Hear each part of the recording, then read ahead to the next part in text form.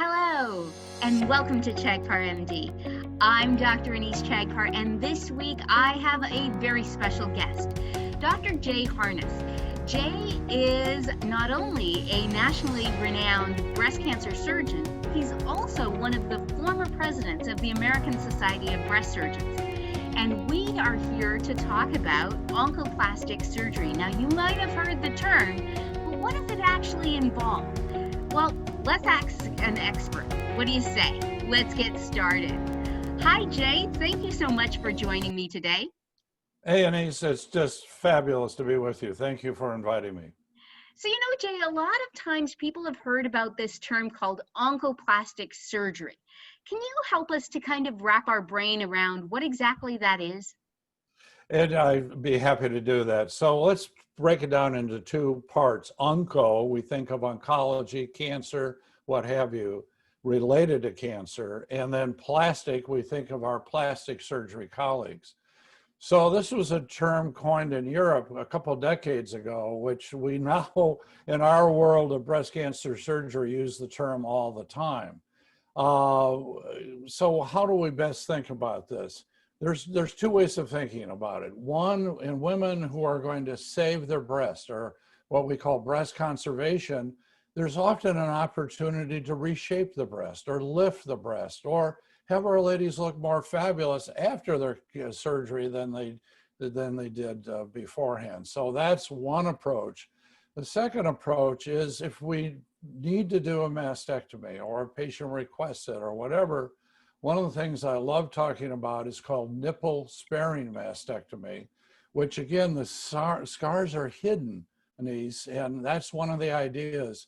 We want our ladies, when they stand in front of the mirror after getting out of the shower, look at themselves and say, wow, A, I look great, B, I can hardly tell that anybody ever did anything to me surgically. Does that make sense? Yeah, totally. And I think that that's such a radical shift from where things were several decades ago when, the diagnosis of breast cancer often meant, not only a mastectomy, but a disfiguring one at that. And so we've seen this shift. Both in terms of an adoption of breast conserving surgery so people can maintain the breast, but even in that, trying to look good and maintain a woman's femininity, their sexuality, their body image, all at the same time.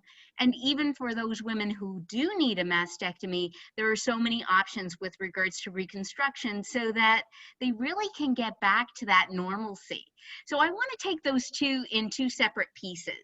The first is in terms of breast conserving surgery. Can you talk a little bit, taking even one step back, who's a candidate for breast conserving surgery? And of those people, who's a candidate for this oncoplastic techniques? Sure, I'd be happy to. First of all, when it comes to breast conserving surgery, probably the best chance a woman has if she's diagnosed with breast cancer of being a candidate for breast conserving surgery is if her cancer was found through screening. We now know that screening saves lives, but typically most cancers found through annual screening are not felt. They're, not, as we say medically, not palpable. They're often very small and they're a very good candidate for breast conservation. One of the things we're trying to do surgically in oncoplastic breast conservation is to only use 3 incisions, the sort of hidden scar approach. One is around the areola of the breast, so the scar will fade in. A second is way up in the tail or armpit area, so we can dissect down into the breast. Again, when the arm is down, the scar tends to be hidden, or coming in underneath the breast in the fold where the breast meets the chest wall. That's called the inframammary approach. We're trying to do that oncoplastically as a way of hiding scars. Now, anecdotally, I have to tell you, one of my most favorite situations is the woman who's had double D, triple D, large drooping breasts.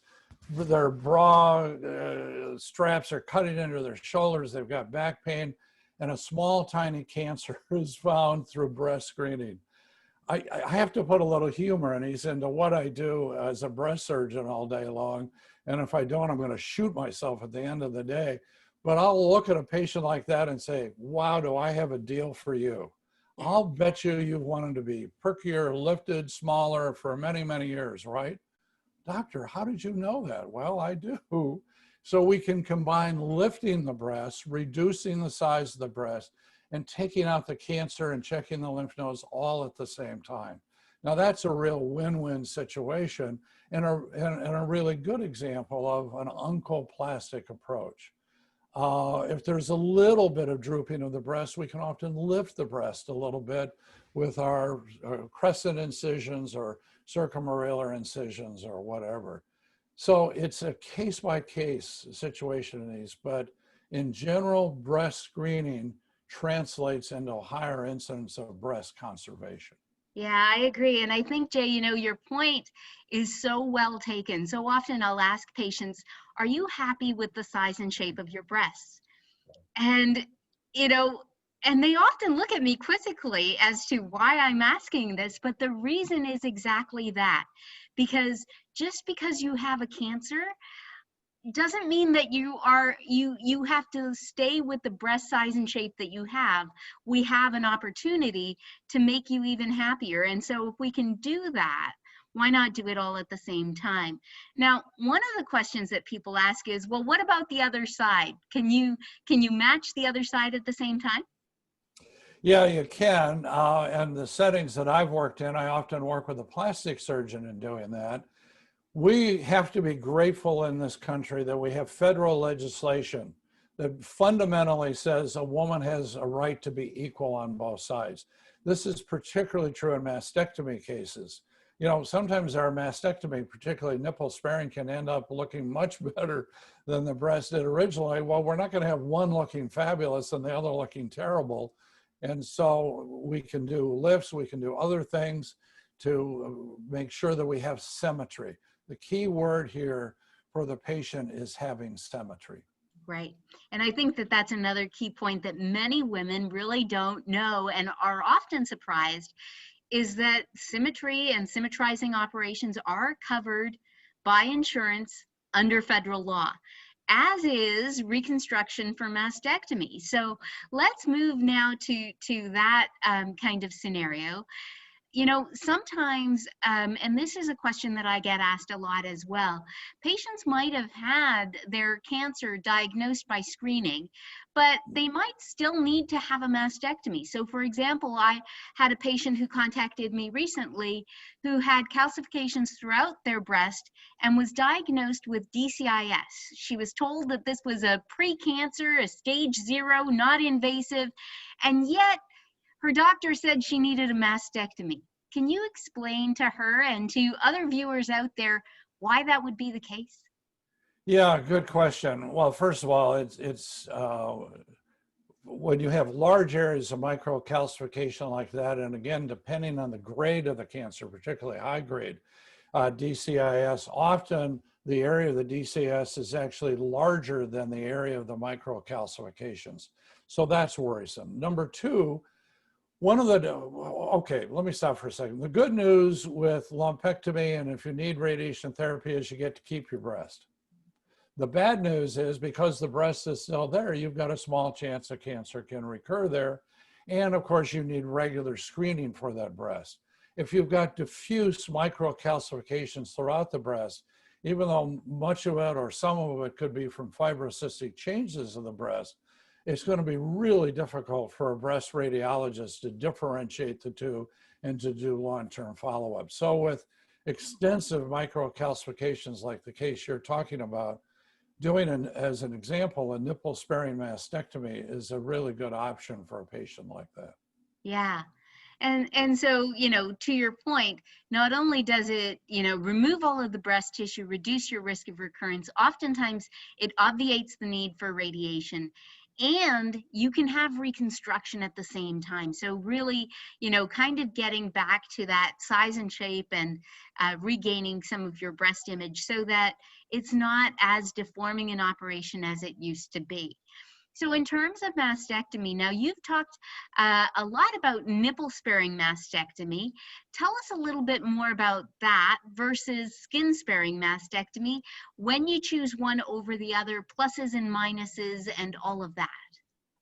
Sure, I'd be happy to. So there's been a real evolution toward nipple-sparing mastectomy, particularly over the last, let's say, 10 to 15, maybe almost 20 years.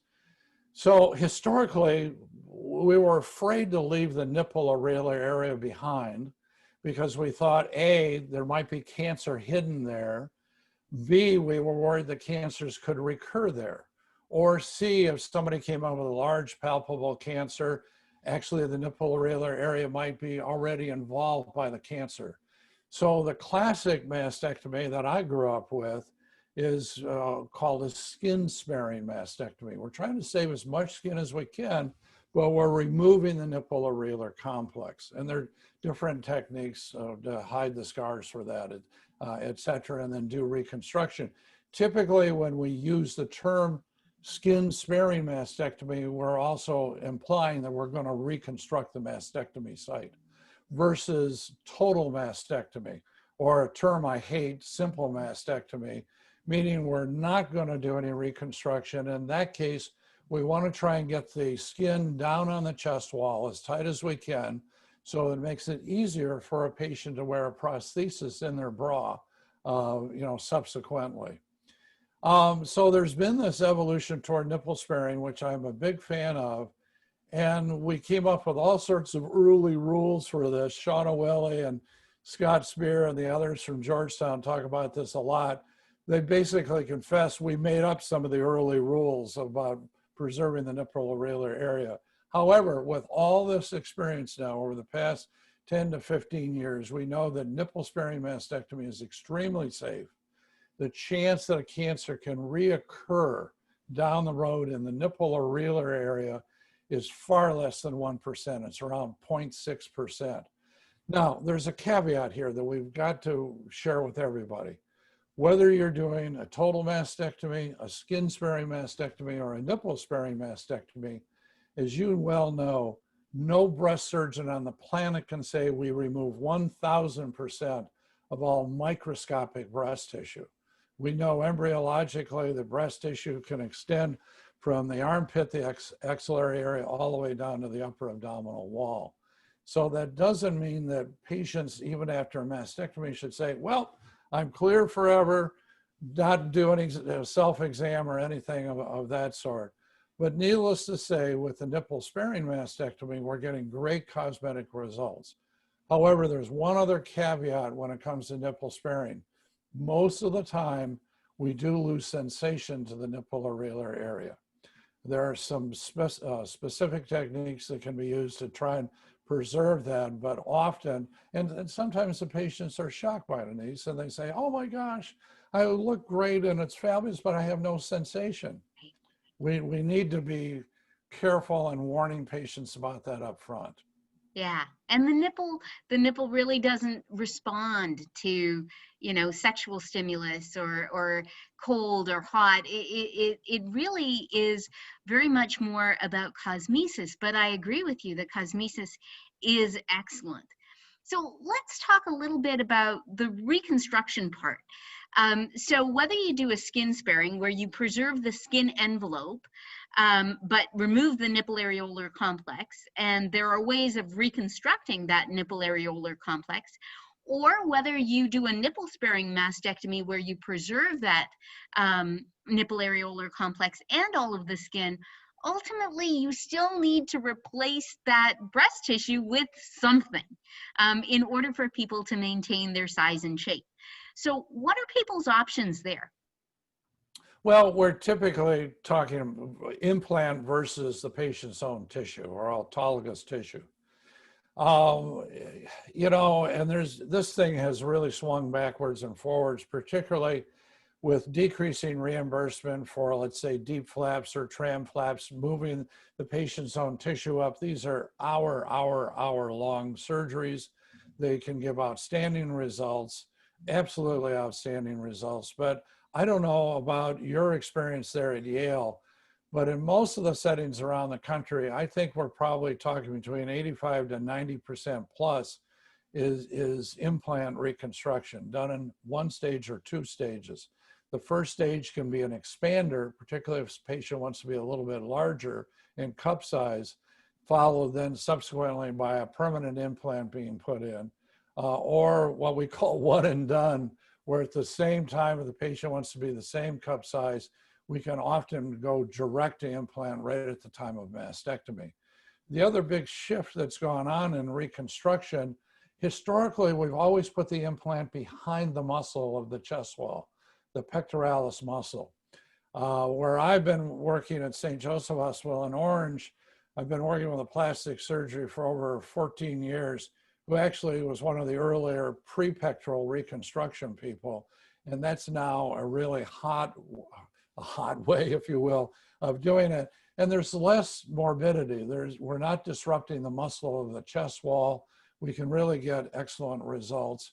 And let me ask you this, what's the experience there at Yale? Is it around 85, 90% implant? Yeah, no, actually it's not. So this is where I think our viewers really need to, get a bunch of opinions and figure out what's best for you. So here at Yale, I would say that the majority actually are deep flaps. Most of our plastic surgeons are trained in microvascular anastomoses. I will agree with you that these are very long operations, often taking several hours to do, requiring you to be in the hospital for several days.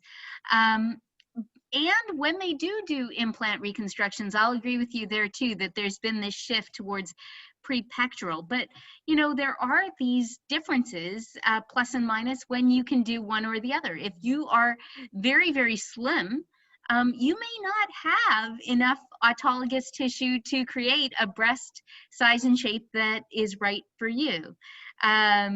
In terms of implants, Jay, where you're at, given the fact that that's the majority, have you found that many patients are concerned about implant-associated lymphomas?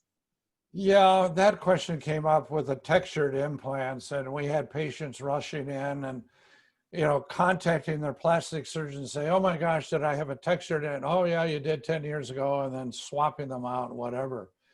It's so funny when we talk about reconstruction, because you'll have people that are just absolutely opposed to any kind of foreign body in their body, understand that completely. To do what you're doing, you have a highly specialized team. I think people need to know that. To be doing the deep flaps, which is the really go-to flap now, on a large scale basis, you've got to have a highly specialized team. Yeah. With lots of experience. There is a small risk of losing, because of vascular issues, losing the flap. But your situation is, I would say, particularly out in the private practice world, is probably not all that common. No. But I mean, obviously fabulous that you have such a highly specialized team there at Yale. Yeah, but that isn't to say that implant-based reconstruction isn't good and isn't done. I mean, for a lot of patients, that's really the way to go. And if you are, for example, a smoker, diabetic, and so on and so forth, you may run into problems with the flap. Yep. Yeah, absolutely. Or the other comorbidities, particularly with other aspects of obesity. I mean, there are all sorts of things that go into it. But one of the things I would say to any patient is, if you want a deep flap, we need to get you in a highly specialized center that does a lot of these procedures. Yeah. As far as the implants go, the newer silicone implants, particularly over the last 10 years, are excellent. There doesn't seem to be major problems with them. When it comes to other aspects of reconstruction, particularly with the prepectoral implants now, patients are basically, we're almost doing this all on an outpatient basis, particularly with the COVID pandemic, even the one and done. One of the things we do with one and done, where we go straight to implant, we have ICG technology to look at the blood flow within the flaps to make sure that it's adequate. That's been a real safeguard. That's a really important aspect, I think, in any center doing direct to implant, is to have indigo Carmen technologies available to make sure the blood flow in the flap is really adequate. Yeah, and some centers will call that SPY, just in case people have Right. heard of Right. other terminology. But Yep. Jake, my last question to your point about finding expertise. I mean, you were the president of the American Society of Breast Surgeons. There are so many women in this country diagnosed with breast cancer every day. How do they find a surgeon that they can trust? How do they find somebody who has the knowledge and the expertise? How do you figure out where to go when Yep. you're given this diagnosis? Yeah, well, one of the things that you're well aware of, is also a member of the American Society of Breast Surgeons, is the last time I think we did a survey of our membership, probably somewhere in the neighborhood of well over 70% of our members are both general surgeons and breast surgeons, okay? But they're keeping up to date by coming to our courses. They're actively involved in our society, et cetera. Now, for the last 15 years or more, I've been doing breast full time. I believe our society has a list of members based on geographic location. There are a couple of things. If somebody is newly diagnosed, the typical first referral is to somebody like you and I, a general surgeon, okay? Even though you and I are really specialized in breast. The patient should say to the general surgeon, frankly, madam or sir, are you a member of the American Society of Breast Surgeons? Okay. Number one, but even more importantly, are you a member of a multidisciplinary team? Because I think, to me, that raises the bar and raises the level tremendously. And thirdly, how does that surgeon, if that surgeon is not a member of our society or not a member of a multidisciplinary team, then do a second opinion, go someplace. All of our academic institutions around the United States have that high level of quality that you have at Yale. We've got them at University of California institutions where I am out west. Seek out that higher level. I have a little book out for patients called the Breast Cancer Answers book. I'm going to do a free plug right now. I'm going to show you my little book called the Breast Cancer Answers book, co-written by myself and a long-term survivor. The reason I brought that up is a key mantra that I have at the beginning of the book is, and I say this really seriously, time is our friend. Because patients come in to see you and I panicked. They're like the deer in the headlights. Doctor, when's my surgery going to be? Tomorrow, the day after tomorrow, early next week? Whoa, time out. We need a lot more information because we have so many more choices. And so we want to take that panic away from patients. You and I both know our patients developed their cancer months and months and months ago, if not a few years ago, from the very first abnormal cells. Let's figure out what's right for that patient. And the best way to do that, of course, is with a multidisciplinary team.